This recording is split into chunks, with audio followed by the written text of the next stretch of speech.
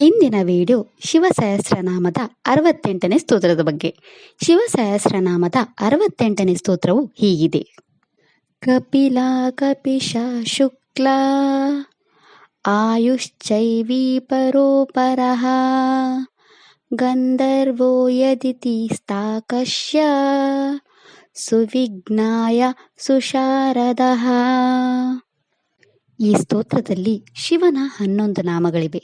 ಈಗ ಶಿವನ ಈ 11 ನಾಮಗಳ ಅರ್ಥವನ್ನು ವಿವರವಾಗಿ ತಿಳಿದುಕೊಳ್ಳೋಣ. ಶಿವನ ಮೊದಲ ನಾಮವು ಹೀಗಿದೆ: ಓಂ ಕಪಿಲಾಯ ನಮಃ. ಈ ಶಿವನಾಮದ ಅರ್ಥ ಬೆಂಕಿಯಂತಹ ಕೆಂಪು ನೀಲಿ ಬಣ್ಣವನ್ನು ಹೊಂದಿರುವ ಆ ಭಗವಂತನಿಗೆ ನಾನು ನಮಸ್ಕರಿಸುತ್ತೇನೆ.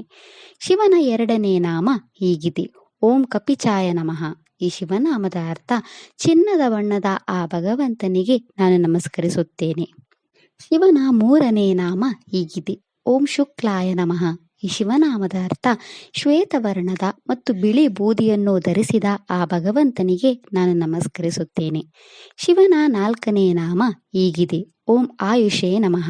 ಈ ಶಿವನಾಮದ ಅರ್ಥ ಎಲ್ಲರಿಗೂ ಪ್ರಿಯವಾದ ಆ ಭಗವಂತನಿಗೆ ನಾನು ನಮಸ್ಕರಿಸುತ್ತೇನೆ. ಶಿವನ ಐದನೇ ನಾಮ ಹೀಗಿದೆ: ಓಂ ಪರ್ಯ ನಮಃ.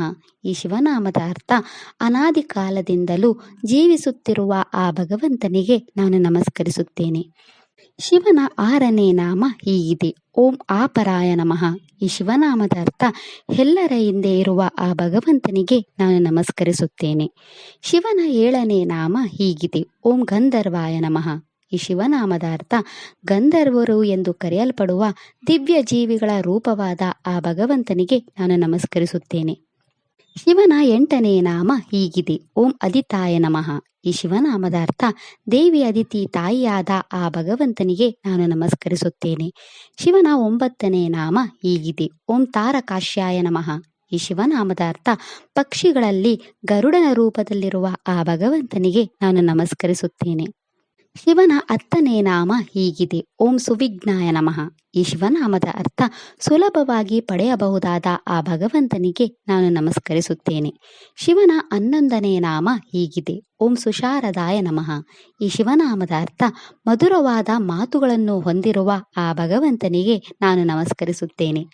ಇದಿಷ್ಟು ಶಿವನ 11 ನಾಮಗಳ ಬಗ್ಗೆ. ನಾಳೆಯ ವಿಡಿಯೋದಲ್ಲಿ ಶಿವಸಹಸ್ರನಾಮದ 69ನೇ ಸ್ತೋತ್ರದ ಬಗ್ಗೆ ತಿಳಿಯೋಣ.